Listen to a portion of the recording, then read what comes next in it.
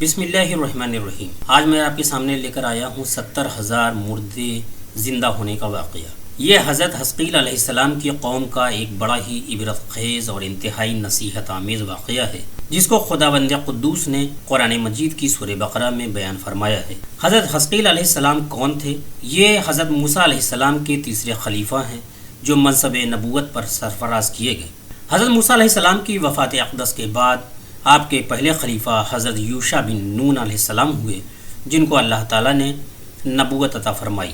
ان کے بعد حضرت کالب بن یوحنا علیہ السلام حضرت موسیٰ علیہ السلام کے خلافت سے سرفراز ہو کر مرتبہ نبوت پر فائز ہوئے۔ پھر ان کے بعد حضرت حزقیل علیہ السلام حضرت موسیٰ علیہ السلام کے جانشین اور نبی ہوئے۔ حضرت حزقیل علیہ السلام کا لقب ابن العجوز یعنی بڑھیا کے بیٹے ہے، اور آپ ذوالکفل بھی کہلاتے ہیں۔ ابن العجوز کہلانے کی وجہ یہ ہے کہ یہ اس وقت پیدا ہوئے تھے جبکہ ان کی والدہ ماجدہ بہت بوڑھی ہو چکی تھی، اور آپ کا لقب ذوالکفل اس لیے ہوا کہ آپ نے اپنی کفالت میں لے کر 70 انبیاء کرام کو قتل سے بچا لیا تھا،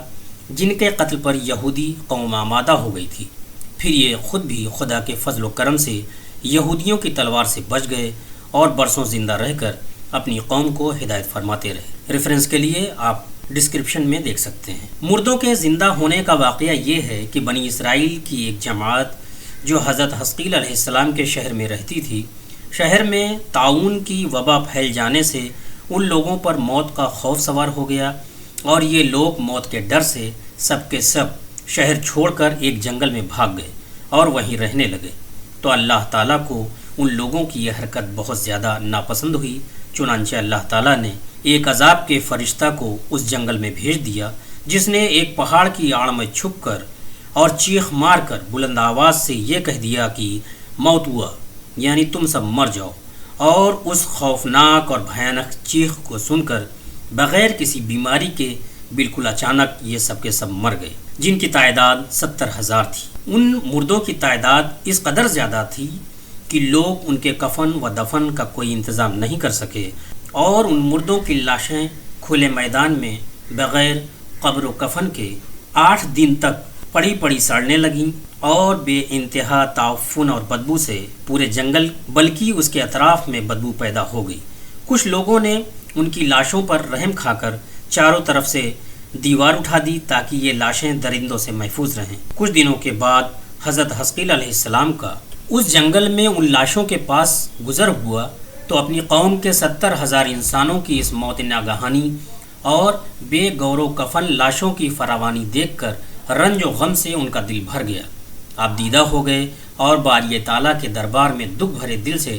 گڑ گڑا کر دعا مانگنے لگے کہ یا اللہ، یہ میری قوم کے افراد تھے جو اپنی نادانی سے یہ غلطی کر بیٹھے کہ موت کے ڈر سے شہر چھوڑ کر جنگل میں آ گئے۔ یہ سب میرے شہر کے باشندے ہیں، ان لوگوں سے مجھے انس تھا اور یہ لوگ میرے دکھ سکھ کے شریک تھے یعنی ساتھی تھے۔ افسوس کہ میری قوم ہلاک ہو گئی اور میں بالکل اکیلا رہ گیا۔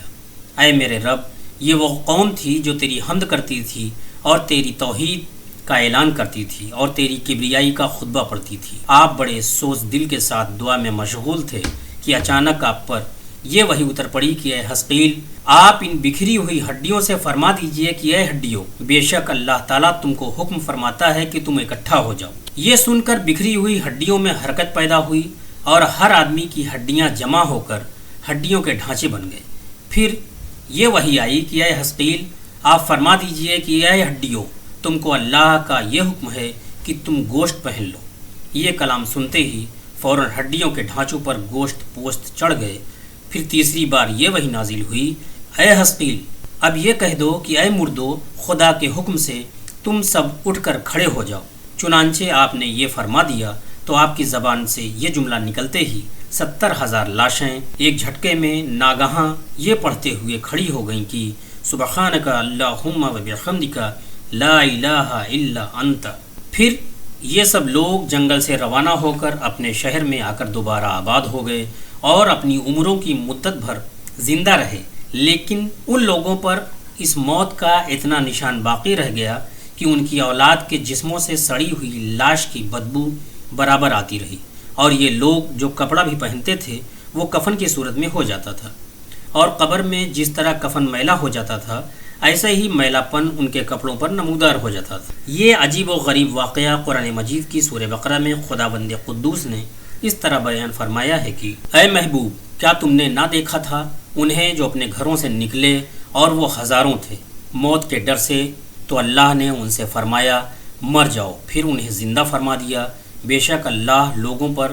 فضل کرنے والا ہے، مگر اکثر لوگ ناشکرے ہیں۔ ریفرنس کے لیے آپ نیچے ڈسکرپشن میں دیکھ سکتے ہیں۔ بنی اسرائیل کے اس واقعے سے کچھ ہدایات ملتی ہیں کہ آدمی موت کے ڈر سے بھاگ کر اپنی جان نہیں بچا سکتا، لہٰذا موت سے بھاگنا بالکل ہی بیکار ہے۔ اللہ تعالیٰ نے جو موت مقدر فرما دی ہے وہ اپنے وقت پر ضرور آئے گی، نہ ایک سیکنڈ اپنے وقت سے پہلے آ سکتی ہے، نہ ایک سیکنڈ بعد آئے گی۔ لہٰذا بندوں کو لازم ہے کہ رضا الہی پر راضی رہ کر صابر و شاکر رہیں، اور خواہ کتنی ہی وبا پھیلے یا گھمسان کا رن پڑے، اطمینان و سکون کا دامن اپنے ہاتھ سے نہ چھوڑیں، اور یہ یقین رکھیں کہ جب تک میری موت نہیں آتی مجھے کوئی نہیں مار سکتا اور نہ میں مر سکتا ہوں، اور جب میری موت آ جائے گی تو میں کچھ بھی کروں، کہیں بھی چلا جاؤں، بھاگ جاؤں یا ڈٹ کر کھڑا رہوں، میں کسی حال میں بچ نہیں سکتا۔ اس آیت میں خاص طور پر مجاہدین کو ہدایت کی گئی ہے کہ جہاد سے گریز کرنا یا میدان جنگ چھوڑ کر بھاگ جانا ہرگز موت کو دفع نہیں کر سکتا، لہٰذا مجاہدین کو میدان جنگ میں دل مضبوط کر کے ڈٹے رہنا چاہیے، اور یہ یقین رکھنا چاہیے کہ میں موت کے وقت سے پہلے نہیں مر سکتا، نہ کوئی مجھے مار سکتا ہے۔ یہ عقیدہ رکھنے والا اس قدر بہادر اور شیردل ہو جاتا ہے کہ خوف اور بزدلی کبھی اس کے قریب نہیں آتی، اور اس کے پائے استقلال میں کبھی بال برابر بھی کوئی لغزش نہیں آ سکتی۔ اسلام کا بخشا ہوا یہی وہ مقدس عقیدہ ہے